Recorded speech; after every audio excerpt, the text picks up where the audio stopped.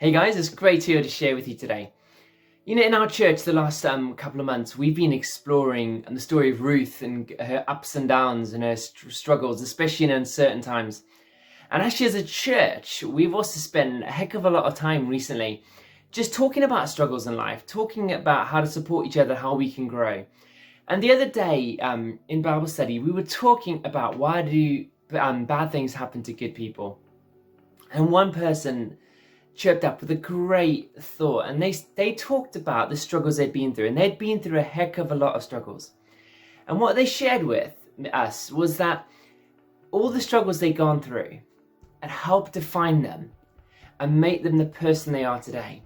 And they didn't fully understand why they'd gone through what they'd gone through, but they know that what they'd gone through had caused actually a lot of good as well as a lot of bad in their lives. And it reminded me of a great quote by Søren Kierkegaard, who said this. He said, "Life is best read backwards, but has to be lived forwards. Life is best read backwards, but has to be lived forwards." And it's so true for many of us. I'm sure we've all been through good times and bad times as well. We've all been through those moments where we don't know what to do. And then suddenly, when we've looked back on those times later on, we've seen how our lives worked through, how things have helped us and benefited us, how our situations changed, maybe over time or in a moment. And today we're just going to finish looking at the story of Ruth.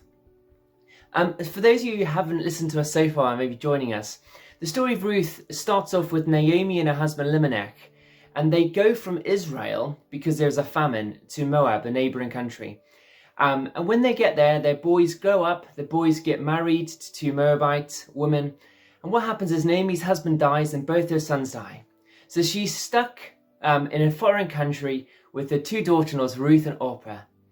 And now what she does says to them, said Ruth and Orpah, she goes, "You go home to your families, there's nothing I can offer you." But Ruth turns around and says this, she says, "Naomi, I'm going to stick with you no matter what." And we read the stories, it continues, and Naomi goes through real deep depression. She thinks God has abandoned her. And they go their thing of having to literally scrape to survive. Ruth goes into fields just to pick up barley, to get that to be left by the farmers. Now what happens is one of the farmers spots her, Boaz, and it turns out that Boaz in Jewish law was the person who was down the line to marry and look after Ruth. So after a bit of matchmaking, Naomi, get the right expression there, a bit of matchmaking by Naomi, Ruth eventually marries Boaz. And we have this great picture of how God had been working things out in the background, how God put Ruth in the right field, how the right person was Boaz to help her. All these things God had been doing behind the scenes, even in the midst of uncertainty, even in the midst of struggle. And that's why I want to join the story today. Ruth has married Boaz. And in chapter 4, we discover that Ruth and Boaz have a son called Obed. And this is what it says, Ruth chapter 4, verses 14 to 17. "The woman said to Naomi, 'Praise be to the Lord, who this day has not left you without a guardian redeemer. May he become famous throughout Israel. He will renew your life and sustain you in your old age. For your daughter-in-law who loves you, who is better than 7 sons, has given birth to him.' Then Naomi looked at the child in her arms and cared for him. The women living there said, 'Naomi has a son.'" Now this is a great ending of the story. You've got Naomi, who's lost everything, who in chapter 1 of the book of Ruth was just at her lowest wits. We have this picture of her holding baby Obed. The joy, you get this picture of joy sort of painted here. That she was just over the moon because she thought her life was over. She thought God had poured bitterness on her. But right at the end of this story, we see her holding the baby, holding her grandson, just over the moon of what God had done. And I love what is said here in verse 14. It says, the woman of the village, the woman of the community in Bethlehem, turn and say this, "Praise be to the Lord, who this day has not left you without a kinsman redeemer." And when I read this, I'm like, the bit that jumped out to me is them saying these words to her, "Naomi, the Lord has not left you." Then the next bit is without a kinsman redeemer. It is like the Lord hasn't abandoned you without a plan. God hasn't left you, Naomi. God never left you for one moment. Even in the days that you thought God had left you, Naomi, God hasn't left you. And I know I've really, personally as a pastor, I've harped on about this for the last few months, and you might get really annoyed by me keep on saying this. But guys, God hasn't left you. And when these women said this to Naomi, I got this picture of this being the same women who in Ruth chapter 1, Naomi had gone up to, and who didn't recognize Naomi because she looked so gaunt and so worn from the struggles that she'd been through. The same woman who Naomi had said, call me Mara, which means bitter, because of everything that's happened. These same women, through chapter 1, in chapter 4, could turn around and say, Naomi, you may have been bitter, but look, God has never left you. God has never left you without a plan. God has never left you without a hope. God has never left you. And I know we got the bit at the end there that says, God has not left you without a kinsman redeemer, but if you allow me to have some preacher's license here, I'd like to say this. I could read the story for this. That God is saying to you listening to this message today, God has not left you without God has not left you without a hope. God has not left you without a plan.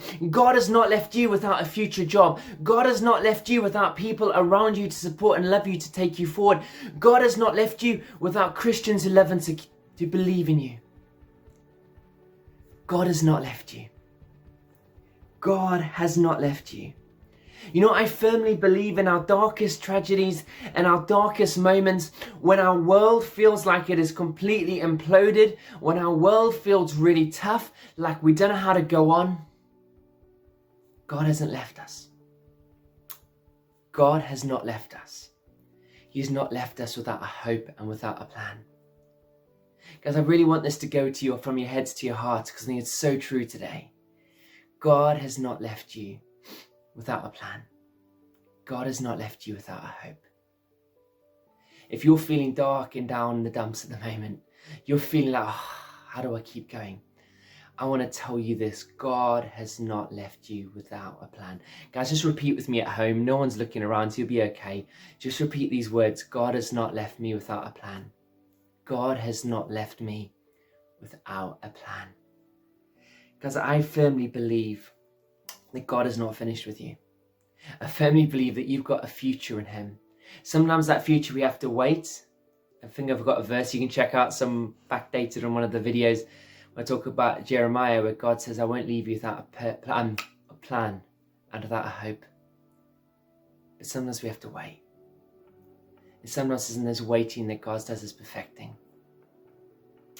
You know, I'm really struck by Romans 8 verse 28, which says this. It says, and we know that in all things God works for the good of those who love Him, who have been called according to His purpose. Guys, I personally don't believe God sends loads of tragedy on you, but I believe life just happens. And we can't blame God for everything, but what we can say is, from this verse here in Romans, is that God can turn around tragedy for something good. You know, God turned around tragedy for something good in this story. Obed eventually becomes granddad to King David. King David is on the line and descendants of the Messiah, of Jesus. Guys, you know, God brought something good out of tragedy here. And there's times when we can feel angry and bitter, but we need to have hope that God can do something great in our situations. We need to keep that hope burning alive in us. Hope is the most powerful thing we can have. And as I close, I just want to quickly flick back to chapter 1. I would encourage you to read it at home again. Right at the beginning of the story, we had Orpah and Ruth, Naomi's two daughter-in-laws, who both had lost their husband, who had both known despair. And Naomi says to both of them, go home. Ruth says no. Ruth says, I'm going to stick with you. And as we've seen, God has done something great through Ruth. Ruth is remembered now thousands of years later. But I always wonder what happened to Orpah. You know, Orpah went home We don't know. She could have been successful. Great things could have happened. We don't know. I'd actually say, I bet you, my bottom dollar, as they say in the States, that Orpah didn't achieve as much as Ruth. Orpah could have shared in this amazing glory that Ruth shared in. But Orpah decided not to stick with Naomi, decided to go home, decided to give up. I don't blame her. There's probably more security being back home. And it got me thinking, how many times have I come close to giving up on God when I could have walked away on him, when actually soon afterwards he's come through for me? I think about my friends who have given up on God, who they were just so close to that miracle. They were so close to that breakthrough in the same way Ruth and Naomi were. But like Orpah, they left before they saw the breakthrough. They abandoned God before they saw God come through for them. And guys, I want to encourage you today. Don't lose hope. God hasn't finished with you. Don't run away from God. Don't be like Orpah. Be like Ruth. Be faithful. Be committed. Following God's commandments. Doing the basics right. Showing wisdom. The whole series of what we shared about. Because in the end, God will come through for you. In the end, God will be there for you. In the end, God will not fail you. Guys, I just want to encourage you. Don't lose hope. God has not left you. In the same way God didn't leave Naomi, God has not left you. Your greatest days lie ahead of you, even if it's an eternity with God. But don't lose hope. He hasn't finished yet.